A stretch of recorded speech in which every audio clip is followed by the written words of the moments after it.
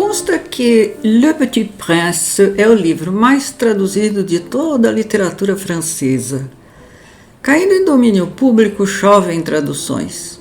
Há quem teorize que uma tradução nova vem substituir uma antiga porque a tradução envelhece, cada tradução acaba corrigindo problemas da anterior, patati, patatá.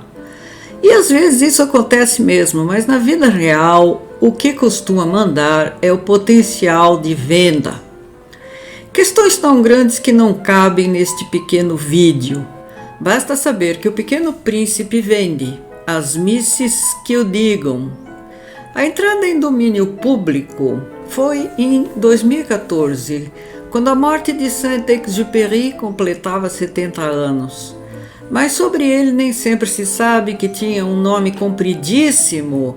Era Antoine Jean-Baptiste Marie Roger Foscolombe, conde de Saint-Exupéry, e que foi herói de guerra, que quando poderia ter parado, continuava sobrevoando o território francês ocupado e que num desses sobrevoos seu avião foi abatido.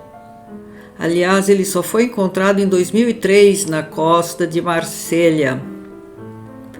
Saint-Exupéry voava desde a década de 1920, quando quem voava se expunha ao risco certo de vez ou outra se esborrachar no chão, mas com fortes chances de sair vivo. Também é interessante saber que, em 1935, Saint-Exupéry sofreu grave acidente aéreo no deserto, quase morreu de sede e foi salvo por uma caravana.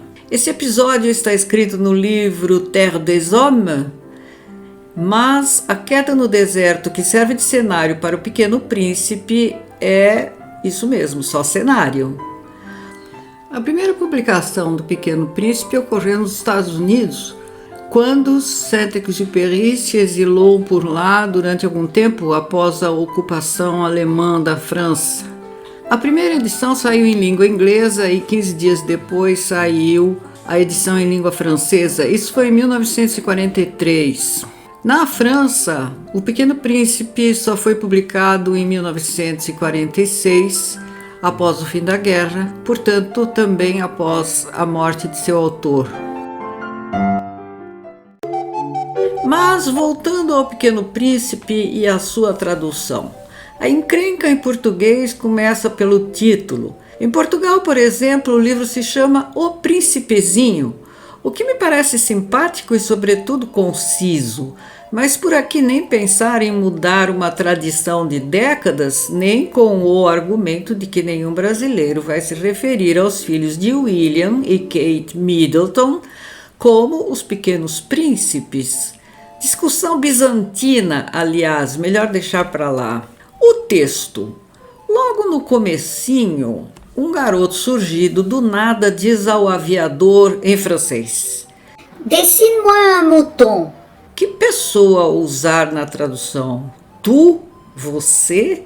O príncipezinho não tem rebuços, como diriam os lusitanos, e já vai tascando um tu para o grandalhão. Isso em francês não é muito ortodoxo, mas aqui no Brasil os pronomes, bom, já falei disso em outro vídeo, não vou repetir tudo agora.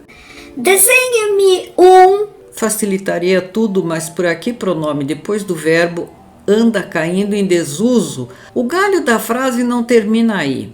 O que é mouton? Isto aqui é um mouton para o francês. Para você o quê? Este é o primeiro mouton que o aviador desenha.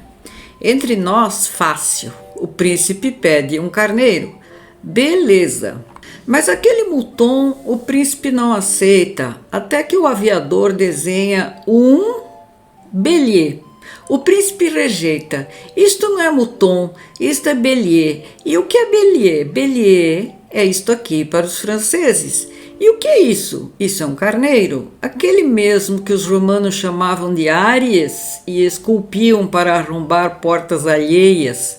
Então dizer carneiro não serve, porque a bem da verdade quem diz carneiro para mouton, depois precisa dizer bode para bélier. Bode encaracolado? Na verdade, essa já é outra família. Entre nós, bichinhos lanosos, fofos e sem chifres são dois: cordeiro e ovelha. Tirando o poodle, claro que não cabe aqui. Carneiro está descartado, tem chifres. Então fico com a ovelha, no que sou acompanhada pelos italianos que usaram pécora. Mas ovelha é feminino, motor é masculino. Paciência. Tradução é um trampo. Você passa o tempo todo pulando entre palavras, coisas e ideias. Por trás de pelos encaracolados ou não, chifres ou não, há coisas mais estranhas em jogo.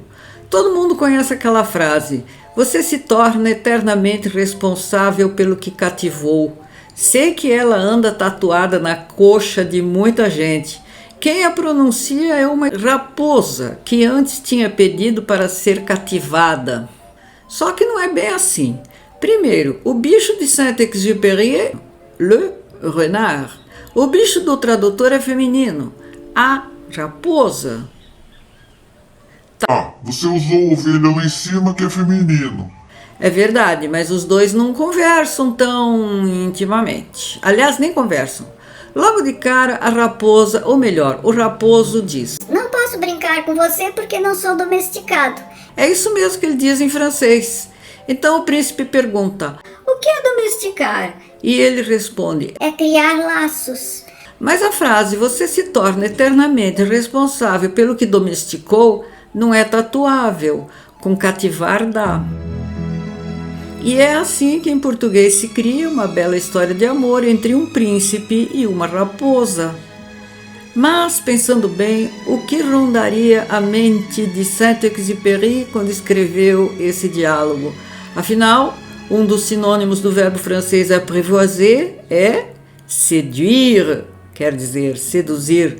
De equívocos de gênero que em tradução não são nada incomuns, esse livro está cheio. O príncipe francês e o brasileiro amam uma flor, o italiano amará flor. O francês conversa com serpente, que diz ter mais poder que rei. O brasileiro com uma serpente, que diz a mesma coisa. Isso sem falar da jiboia e da borboleta, que em francês são masculinos, mas nesse caso nenhuma influência sobre a trama. Não é pequena a preocupação dos tradutores com palavras de gêneros diferentes, quando o gênero exerce função importante no texto. Muita teoria boba já foi criada em torno disso, como a de que árvore em latim era feminino porque dava frutos, mas árbol em espanhol e arbre em francês são masculinos. E por que cargas d'água flos, que é a flor da qual sai o fruto, é masculino em latim, gênero que o italiano herdou, mas as outras línguas latinas não. Já queimaram as pestanas tradutores que precisaram pensar as relações entre lua e sol em alemão, língua que inverteu o gênero dos dois astros. O que fará um italiano quando o francês diz que a flor é mulher bonita, e o que fazemos nós quando um francês compara o mar a uma mãe? Como num poema de Lamartine, Adieu à la mer. Traduzir? Nesse caso, a única solução mesmo é transcriar.